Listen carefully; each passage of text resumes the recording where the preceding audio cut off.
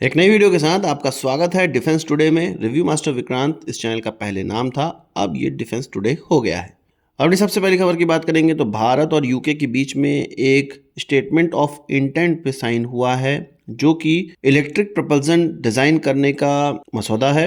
एक fully integrated electric propulsion system develop करना है भारत के next generation landing platform fleet के लिए।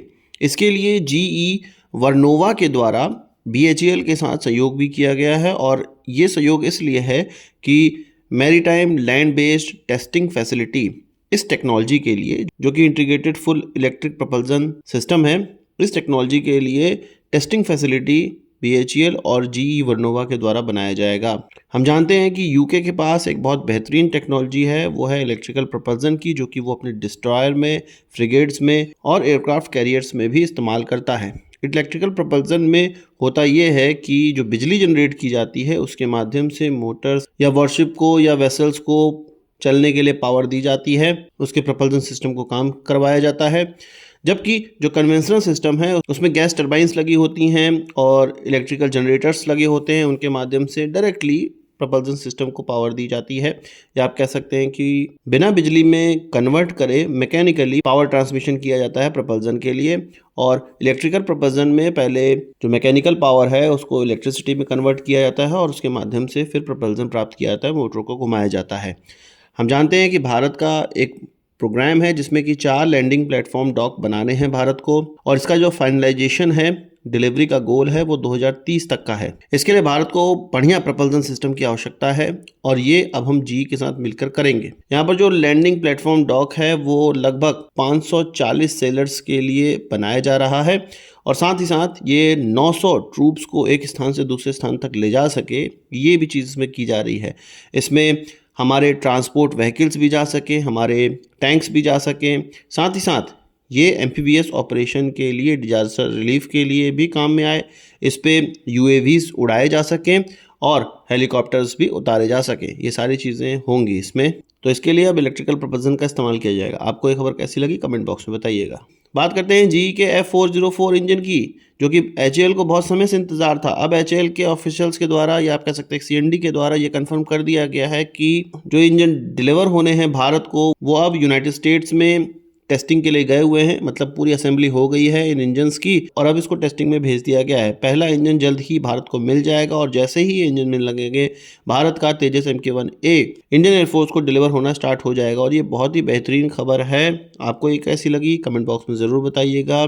क्या इसका बाइडन और ट्रंप एडमिनिस्ट्रेशन से लेना देना है? क्या जो अभी सत्ता परिवर्तन हुआ है उसके कारण ये सारी चीजें हो रही हैं इतनी जल्दी जल्दी? कमेंट बॉक्स में जरूर बताइएगा। बात कर लेते हैं स्ट्राइकर इन्फेंट्री व्हीकल की। इसका ट्रायल किया गया लद्दाख के अंदर। हम जैसा जान रहे थे कि ये अभी जो स्ट्राइकर इन्फेंट्री कॉम्बैट व्हीकल है, वो उसका इंजन थोड़ा कमज़ोर है और वो हमारे हाई अल्टीट्यूड पे काम नहीं कर पाएगा, और यही चीज़ निकल कर सामने आई है। सितंबर अक्टूबर में एक ऐसी ट्रायल हुई 2024 में, जिसमें कि ये पूरी तरह से फेल हो गया।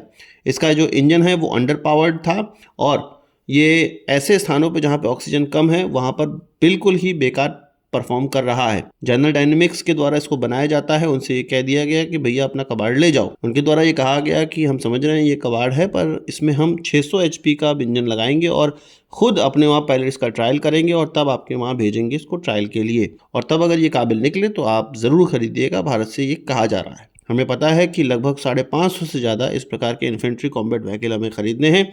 रशियन ओरिजिन का BMP-2 को इसके द्वारा रिप्लेस किया जाना है। भारत के पास अपना इंडिजिनस इससे अच्छे अच्छे ऑप्शन हैं। अगर इंजन के पैमाने पे देखे जाए, ऐसे बहुत से हमारे पास व्हीकल हैं, और इसमें टाटा का व्हील्ड आर्मर्ड प्लेटफॉर्म भी है। पर अन्य कैपेबिलिटीज़ की अगर बात करें तो उसमें स्ट्राइकर ज़्यादा भारी पड़ता है, पर इंजन के मामले में बिल्कुल कमज़ोर है स्ट्राइकर। US ने कहा है कि हम इसको बेहतर से बेहतर बनाएंगे, ट्रायल करेंगे, तब भारत भेजेंगे। आपको ये खबर कैसी लगी कमेंट बॉक्स में बताइएगा। बात कर लेते हैं अदानी डिफेंस की। अदानी डिफेंस के द्वारा एक विजुअल रेंज के अंदर एयर टू एयर मिसाइल का प्रोडक्शन अब स्टार्ट कर दिया गया है, जिसको कि R-73E के नाम से जाना जाता है। हम जानते हैं कि रशिया के द्वारा ये जो within visual range air to air missile है वो बहुत बड़े पैमाने पे बनाई जाती है। भारत के अंदर भी बहुत बड़े पैमाने पे इस्तेमाल की जाती है, और आज से ही नहीं, 1960-1970 के दशक से ही की जा रही है। यह मिसाइल भारत की बैकबोन है, और MiG-29, Su-30 MKI, MiG-21 bison जैसे एयरक्राफ्टों में भी इसका इस्तेमाल होता है। खास बात यहाँ पर यह है कि अदानी के द्वारा इसका भारत के अंदर अब निर्माण कर दिया जाएगा। ये आपको बहुत खुशी की बात लग रही होगी। आगे मैं आपको बताता हूँ। 1960 1965 के समय से हम इन मिसाइलों का इस्तेमाल कर रहे हैं, पर आज तक इसका प्रोडक्शन भारत के अंदर नहीं हो पाया।